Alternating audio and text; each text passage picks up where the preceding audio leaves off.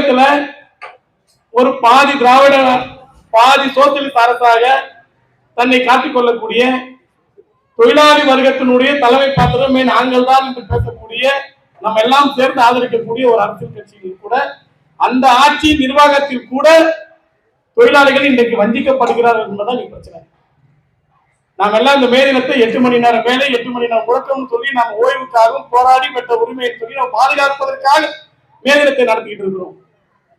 ஆனால் இன்றைக்கு கடைநிலை ஊழியர்களாக இருக்கக்கூடியவர்களுடைய நிலைமை என்ன அப்படிங்கிறத பேச்சு. இன்னைக்கு என்னன்னா காலையில் நேற்று மாலை இன்னைக்கு மே தினம் லீவு, இன்னைக்கு முடிஞ்ச உடனே மறுநாள் 2ஆம் தேதி வேலைக்கு போக வேண்டும். பள்ளிக்கூடத்தில் இருக்கும் தமிழக அரசினுடைய சென்னை மாநகராட்சி நடத்தக்கூடிய பள்ளி துறையுடைய ஊழியர்கள் கிட்டத்தட்ட ஒரு 1000 பேருக்கு மேல சென்னை மாநகராட்சியில அவங்களுக்கு ஒரே ஒரு வாட்ஸ்அப் உத்தரவு மட்டும்தான். நாளையிலிருந்து மே மாதம் உங்களுக்கு சம்பளம் கிடையாது, யாரும் வேலைக்கு வர வேணாம், ஜூன் மாதத்துல இருந்து நீங்க வாங்க. எப்படி ஒரு தொழிலாளியை நீங்கள் எந்த விதமான ஈவு இறக்கம் இல்லாமல் ஒரு மாசம் உனக்கு லீவு சம்பளம் கிடையாது வர வேண்டாம் என்று சொல்லக்கூடிய தைரியம் ஒரு அதிகாரிக்கு இருக்கிறது என்று சொன்னால் அது ஆளும் கட்சியோட ஆதரவு இல்லாமல் நடக்குமா என்பதுதான் கேள்வி. 2 நாளைக்கு முன்னாடி பெரம்பூர்ல ஒரு துப்புரவு தொழிலாளி எல்லாம் இப்ப நான் பேசுறது எல்லாம் வெறும் 15,000 ரூபாய்க்கும் 17,000 ரூபாய்க்கும் எந்தவித சட்ட பாதுகாப்பும் இல்லாத ஒப்பந்த தொழிலாளரை பத்தி நான் பேசுறேன். ஒரு தொழிலாளி காலையிலிருந்து குப்பையை அடகற்றி விட்டு கலைத்து ஓய்ந்து அவன் என்னடான்னு சொன்னா அவனுக்கு அடுத்தது என்ன வேணும், அந்த வண்டிக்கு அவன் சார்ஜ் போடணும்.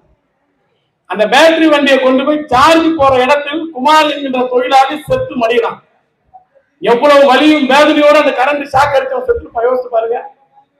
அதிகாரி சாதாரணமா சொல்றான், அதுக்கெல்லாம் எங்களால எந்த இழப்பும் தர முடியாது, அவருக்கு தாக்கோல் பணம் நான் வாங்கி தரேன் அவ்வளவுதான் சொன்னாலும் ஒரு தொழிலாளி பணி பாதுகாப்பு என்று இவ்வளவு லட்சத்துல இருக்கு.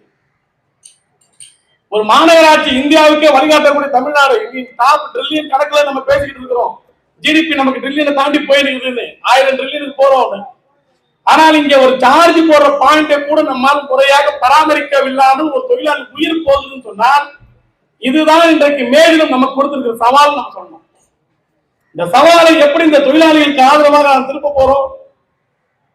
எல்லாருடைய வேலையும் இன்னைக்கு அப்படிதான் இருக்கு.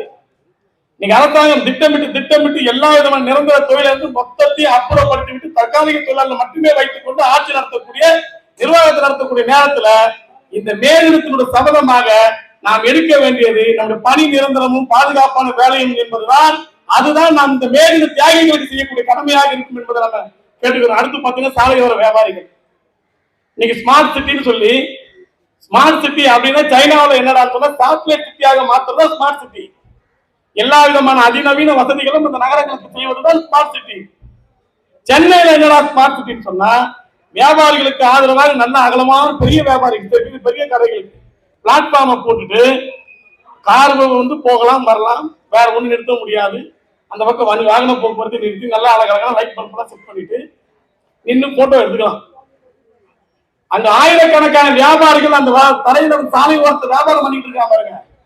அவனோட வாழ்வாதாரத்தை தூக்கி எடுத்துட்டு போய் மூளை முடுக்கல கொண்டு போய் போட்டுட்டு சாலையை அகலப்படுத்துவதும் ஸ்மார்ட் சிட்டின்னு சொல்லிட்டு இருக்காங்க. நாடு என்பது வெறும் கட்டிடமோ கலையோ கிடையாது. இந்த வாழக்கூடிய மக்களினுடைய புன்னகை தான் ஒரு நாட்டினுடைய நிலைமையை தீர்மானிக்கும். ஆகவே இந்த மே தினத்தினுடைய சபதமாக நாம் எடுக்க வேண்டிய விஷயம் இந்த அடிமட்டத்திலும் இருக்கக்கூடிய தொழிலாளர்களுடைய உரிமைக்காகவும் போராட வேண்டிய அவசியம் இருக்கிறது. அதற்கான களத்தை நோக்கி நாம் தீவிரமாக போக வேண்டும் என்று சொல்லி முடிக்கிறேன். நன்றி, வணக்கம்.